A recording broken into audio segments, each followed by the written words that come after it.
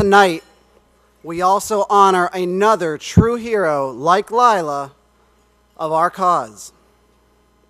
Throughout the weekend, we've heard from political leaders who expound on the virtue of free markets and free minds, which will create opportunity for all and drive the engine of freedom.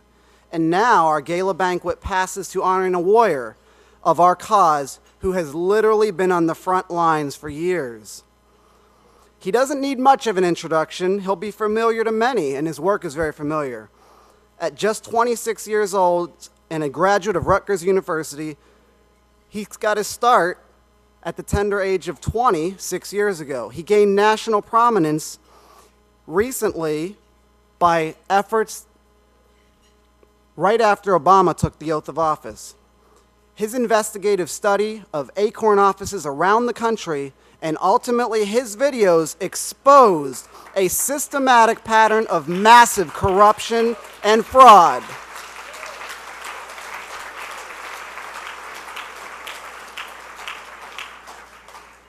The fraud that we saw across the left served as a critical vehicle to Obama's electoral efforts. James's videos were covered by every major media outlet, including the New York Times, and ultimately led to the federal government defunding Acorn.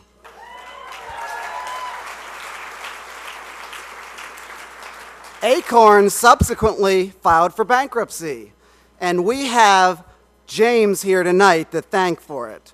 Shortly after exposing Acorn and ultimately defunding them, James moved on to some other activities. His latest expose, you might have seen, exposed a little group called NPR. It was a further coup and a further defeat of the left. Shortly after, Juan Williams was fired from NPR for remarks concerning Muslims deemed insensitive by NPR's CEO Vivian Schiller. James released videos exposing NPR executives for soliciting donations from a Muslim Brotherhood front group whose mission was to promote Sharia across the world. In the videos, NPR's senior VP of development, Ron Schiller, was filmed saying that the Republican Party is an anti-intellectual movement, and that the Tea Party is this weird evangelical movement. Does that sound like you? Ultimately, these videos led to the resignation of both Schiller and Ron Schiller. As the House then reacted, they voted to cancel all of the funding for NPR.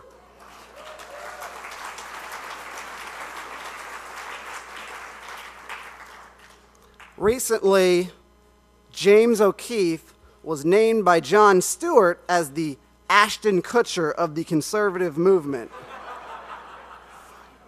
I think that describes this man, this talented man, one way. He describes himself as an investigative journalist and filmmaker who seeks to expose the truth and make government-funded institutions accountable to you, the taxpayers.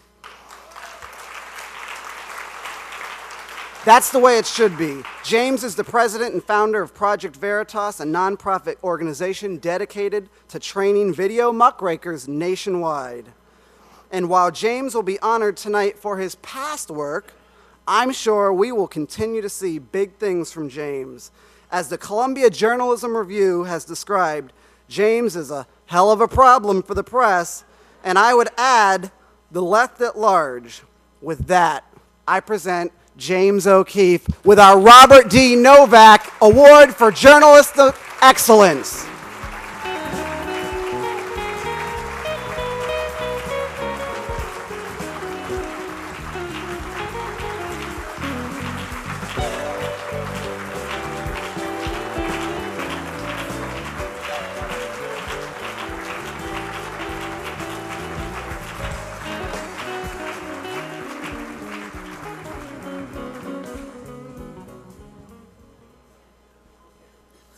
Thank you very much. It's an honor to be here. Thank you, Ralph Reed, Mr. Marks. It's been a long haul since the days of banning Lucky Charms at Rutgers University because they were racist against Irish people. I may be Irish, but I'm not lucky, you know. So, we are at the dawn of a new age. Most of the major stories that are going to be broken, in my opinion, over the next couple years are going to be broken by citizens. You're starting to see it already. Citizens are going to make up the vast majority, and one day soon they're going to dominate the news cycle. You've already seen some of the stories already dominate the news cycle, and the media playing catch-up, and in most cases playing damage control for these organizations as opposed to investigating them like they used to do. And major stories will be broken by citizens like Lila Rose, who has really galvanized my passion for the life issue, and I thank you for that. And the things that we've seen in these Planned Parenthood offices, it's not like we're doing FOIA requests, just walking in and asking questions about statutory rape and race-based eugenics, just absolutely shocking. And I'll never forget in 1997 in Santa Monica when we walked into that first or the second office, and the woman told us that if she could do it again, she would have aborted her child. Just outrageous stuff that the media so far has been unwilling to report on. Citizens like Hannah Giles, who posed as a prostitute and went into Acorn offices nationwide. She spent her internship money to investigate Acorn. And the Acorn employees told us in Baltimore and other offices that we could help declare the underage prostitutes as dependents on our tax forms, as performance artistry on our 990s. Shortly thereafter, the Congress and Senate voted to defund Acorn. They did that prior to the New York Times assigning a reporter to the story. Unbelievable. President Obama signed a bill to defund Acorn, and Hannah Giles spent her own money to do it. What does that say about the Washington Press Corps when a 20-year-old girl spends her own internship money to investigate an organization tied to the White House? Citizens like Sean Adelaide and Simon Templar, my two colleagues at Project Veritas. Sean, born in Nigeria, 36 years old, works a part-time job as a surveyor, flew to D.C., posing as a member of the Muslim Brotherhood to meet with the executives of NPR. Simon Templar, a student at the University of Texas. He chooses an alias because he's afraid of what the media might do to him. He grew out a beard to pose as Muslim. A beard, much to his family and friends didn't like the beard, but he spent 3 months getting ready for the role of playing a Muslim. Half tragic and half comic, the difficulty of the citizen journalist, the difficulty of obtaining the information, and distributing the information.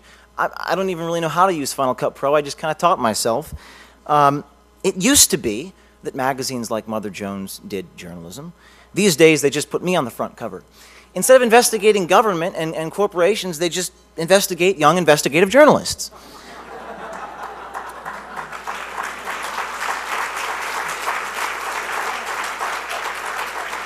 And you'd think they'd root for us. After all, we are the underdogs. We have no money. We're being sued in 5 states. We're going after the government and those in power. I mean, we really are, it's a new age. We are the left, or what they used to be. You'd think they root for us, but they don't root for us because they fear us. And they fear us because they are afraid of us. Vivian Schiller, former CEO of NPR, said in New York last month that the establishment is, quote, terrified of the next O'Keefe sting video. And let me tell you something, Vivian, it's coming.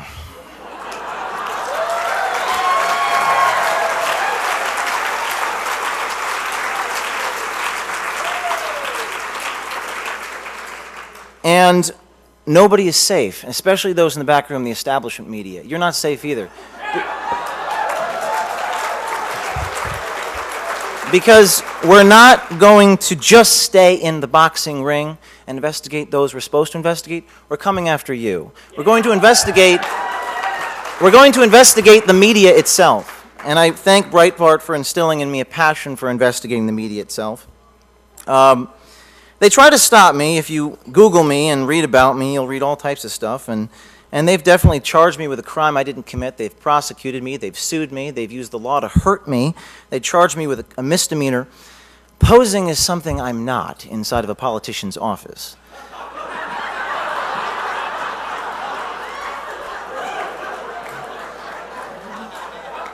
I thought the Supreme Court said equal justice under law. Couldn't we prosecute all the people in D.C. with that crime? I mean,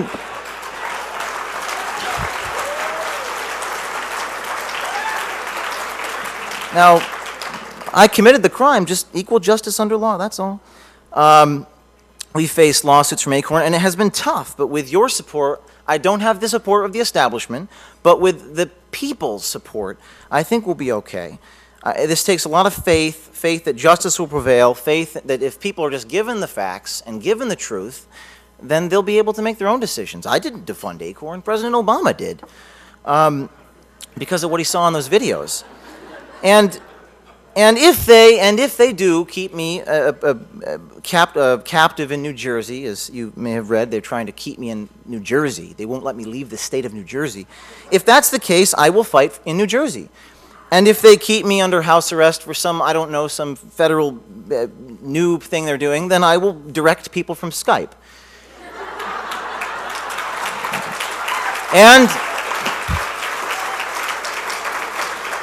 And if they put me in jail, again, I don't know, posing as someone I'm not, whatever it is that they decide to charge me with, because they can interpret these, they criminalize everything these days.